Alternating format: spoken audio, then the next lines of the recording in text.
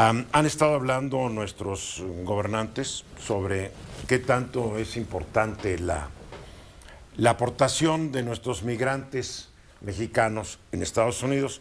Yo aquí tengo datos, yo publiqué una columna el 11 de noviembre y aquí en este programa lo platicamos.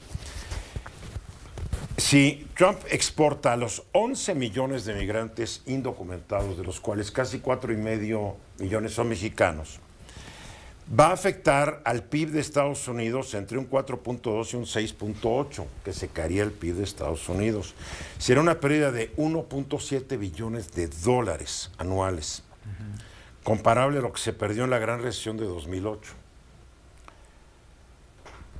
Los indocumentados contribuyen al sistema tributario. En 2022 pagaron 47,000 millones de dólares en impuestos federales y 29,000 millones en impuestos totales y locales. Su expulsión eliminará estos ingresos. Sí y no, porque la expulsión de muchos esas chambas serán ocupadas por gente local, que es lo que quiere Estados Unidos, serán empleos para los locales, y entonces pagarían los impuestos correspondientes a estas personas, ¿no? También aportan a la seguridad social y al servicio médico, pero no reciben no reciben un solo beneficio, porque son ilegales. Al sistema de seguridad social le dan 23,000 millones de dólares y al de servicios médicos casi 6,000 millones.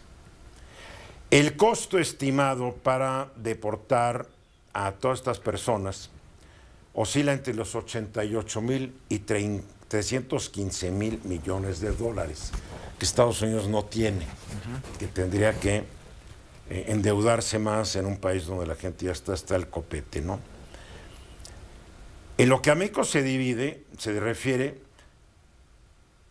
en lo que a los migrantes, allá se refiere casi 4 millones de familias que dentro de esa familia, hay un migrante ilegal, sufrirán pérdidas de hasta el 63% de sus ingresos y afectaría a comunidades enteras, especialmente en California, Texas y Florida, donde reside casi la mitad de los indocumentados, en 3 estados.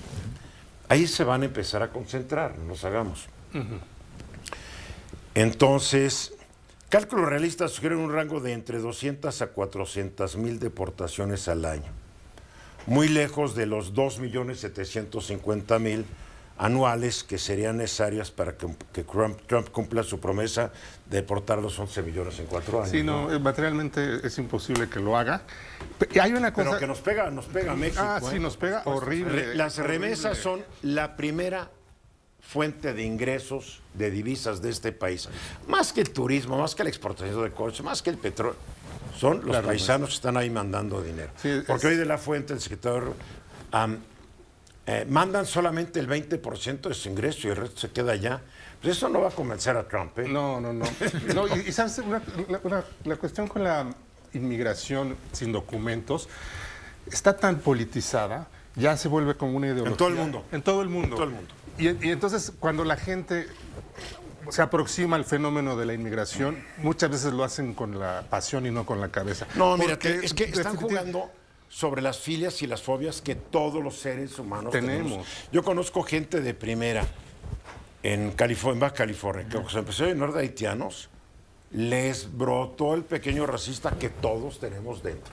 No nos hagamos tontos. El pequeño dictador que pequeño racista. Ajá. Decía, no, estos mugrosos. Pues claro, viven en la calle, ¿cómo quieren que se Claro, ¿no? por supuesto. Entonces, lo que está pasando es que los políticos encontraron una muy buena beta para ganar poder. Claro. En Alemania, el partido neonazi está ganando y ganando territorio, organizando eventos para que corran a los migrantes. ¿Por qué? Italia también. En Italia también. En España. En Dinamarca, de todos los países que dirías tolerantes, ¿no? En fin. Y hay unos que ya van muy avanzados, como Hungría, que bueno, los tiene a raya los inmigrantes. Cuando en realidad, si uno estudia los beneficios que lleva la inmigración, legal o ilegal, a final de cuentas, es bueno para Estados Unidos. Mira, le impacta en su producción, le impacta en su producto. Todo eso lo hemos dicho, interno bruto. Pero lo decimos desde la comodidad de un país y de una ciudad donde no tenemos un problema migratorio. Sí, están en algunos lugares de la colonia Condesa, de la Juárez, están en el centro, Pero México, en una ciudad como la de México, no tenemos un gran problema migratorio, entonces para nosotros es muy fácil hablar. Pero yo no sé cómo reaccionaría la ciudad y los habitantes de la Ciudad de México si mañana nos llenamos de migrantes. Yo te apuesto que muchos reaccionarían mal, Eduardo. Pues claro que Yo sí. te lo apuesto que muchos. Claro que sí. A ver, Y más si vienen a de ver, si los Centroamérica, mexicanos reaccionan más ante un indígena mexicano, Por supuesto. digo, por Por favor, supuesto, por entonces supuesto, digo, sí, sí, sí. entonces es muy cómodo hablar y sí, los gringos, los húngaros, sí, pero la naturaleza es humana, ¿eh? Y en México, porque no todo tenemos, derecho, ¿eh? pero en México tenemos una larga historia de ser racistas contra los indígenas, contra los afromexicanos. Digo, las expresiones que tenemos, Sí, ¿no? Es un prieto, es decir que eres de tez morena y ya por ahí te quieren discriminar. Entonces no nos podemos adornar.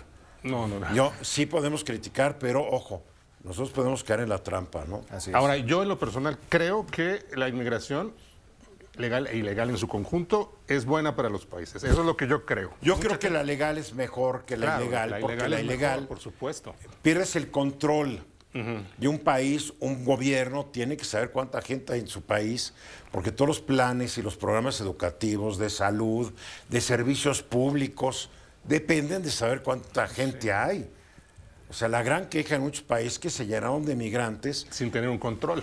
No tienes servicios de salud para ellos, no tienes escuelas para ellos, no tienes policías para ellos, porque también llegan muchos indeseables. Claro, no sí. todos son santos. Sí, y no. soy migrante.